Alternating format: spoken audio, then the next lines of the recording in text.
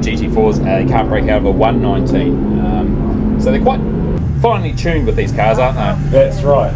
And you've got Matt Henny, who I'm really glad I'm not racing this year because he's become a lot faster. He's right on the edge of the breakout, giving it his all. So he's the one to watch in that BMW up the front.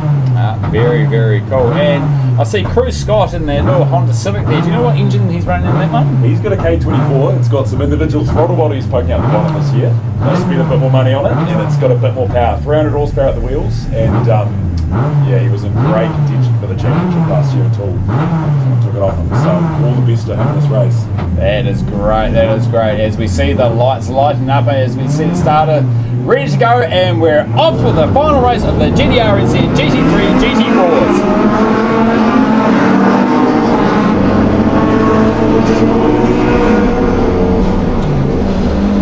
And it's a great little start as they head into turn one. Toyota nice and tidy there. See the fields, oh, he's a bit squiggly with one of the old red star car there. He's making a very courageous move. He makes it stick. Well done. Very well done. Picking himself up in the second position, and also a bit of a leap there.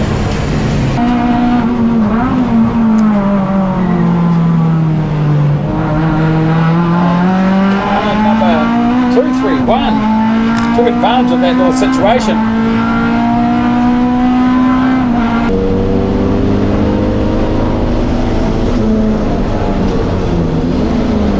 They make their way around Higgins. See car number 182 and Matt Henny having a decent old lead there, nice and early on. Looks like Matt's already got about 3 seconds on the field.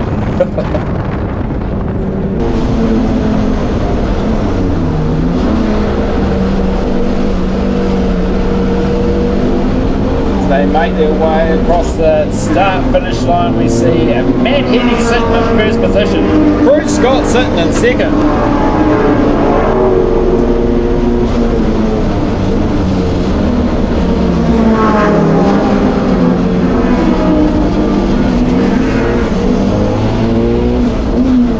And Ben Goebel sitting in third. Tanya Jones has been shifted back to fourth.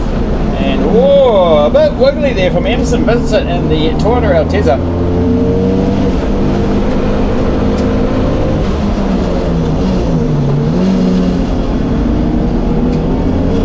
Matt Henny's certainly putting a few car lengths on the rest of the field there.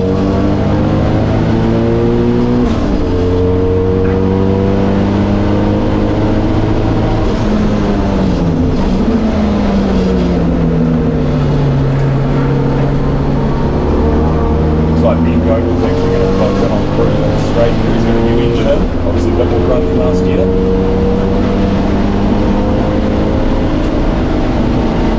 Might be a bit faster now. So with the K24, he's certainly got that throttle response, especially with individual throttle bodies. It'd be a great little car to see up close. Cruz defending him inside. Goebel having a look there, but no, not going to take advantage of that situation.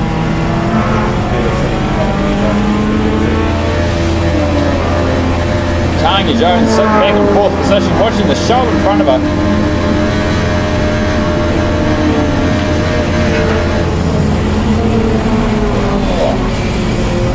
See Ben Goebel all the way, all round back of Cruz Scott there.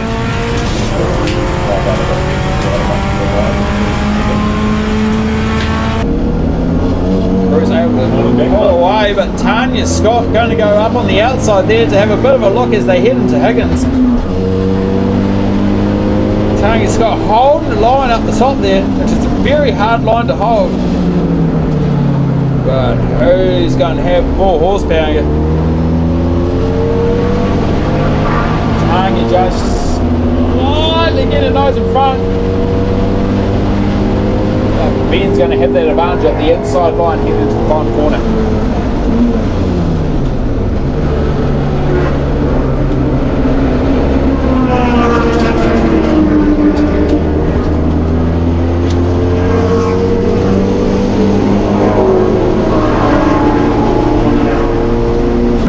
As our leader Matt Henny makes his way through Splash, the a comfortable lead indeed. We see Crew Scott sitting in second position, but it is the battle for third and fourth that is still there between Ben Goebel and Tony Jones.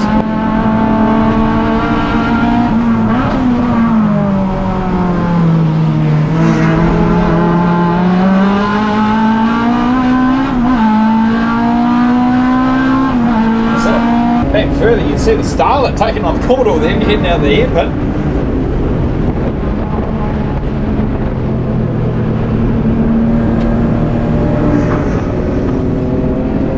Tony's made the move stick. He's made up on Ben Goebel and the Legacy.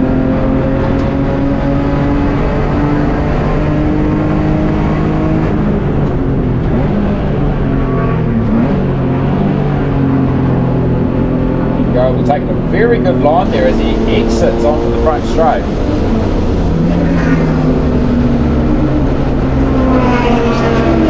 Certainly going to keep the pressure on as we've only got 4 laps to go left in this race.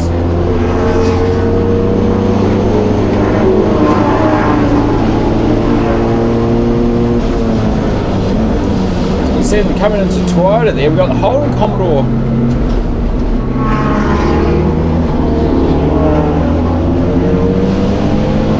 Number 12 of Josh Coates. And behind him is Todd in the 747 Toyota Starlet, and then behind Todd is 3 little star cars, and they are absolutely keeping that pressure on. One mistake made by the Commodore or the Starlet, you're not going to see those star cars just go whipping past.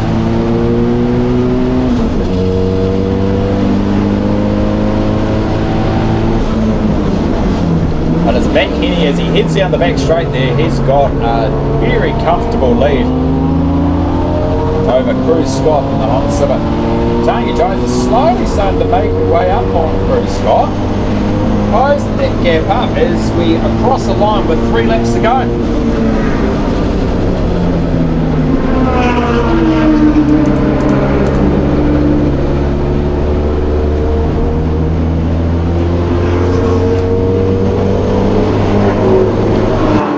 Jones going across the line there with a 1:15.8, so certainly putting a fair bit of pressure there on Crew Scott.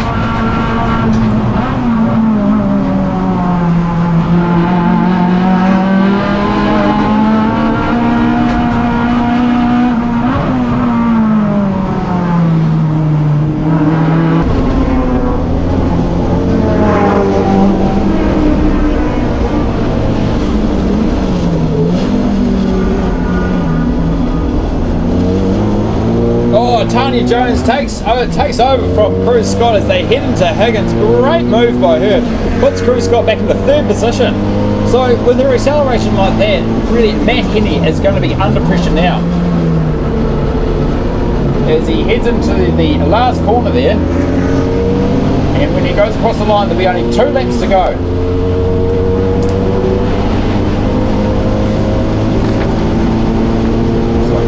Don't give it up easy though, he's having a look. Right on it, oh, he's going for it. Can he make it still?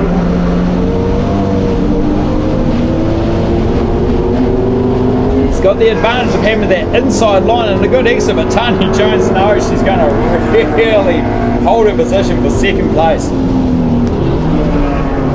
Now I say Tanya Jones is going to have Matt Henny in the crosshairs.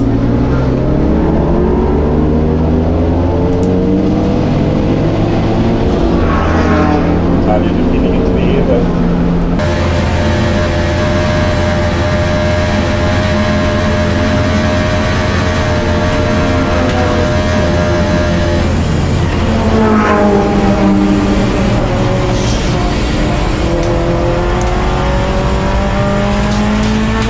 see down the Jenny Holmes right there, the little green star 747 is overtaking the Holden Commodore.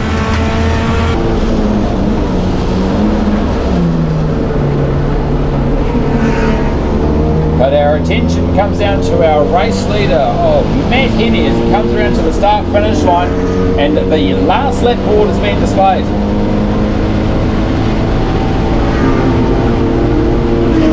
With only 1.8 seconds between Matt Henny and Tanya Jones, she's only got 1 lap to actually catch up to Matt Henny. Can she do it?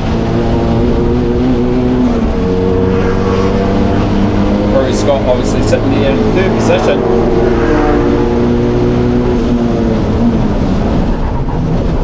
Bruce having a big moment. Manages to keep it straight, however. Not going to give that place up to Tanya easily. Because it'll only take one mistake for Tanya to make, and then Bruce will take that position back.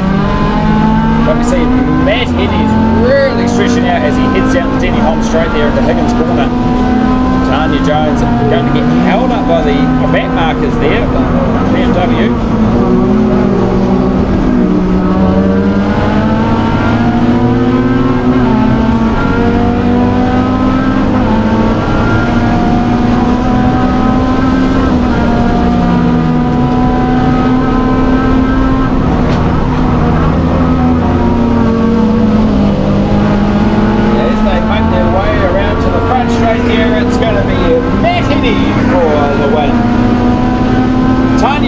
Second and Cruz Scott for third for this afternoon's GTRNZ, GT3, GT4.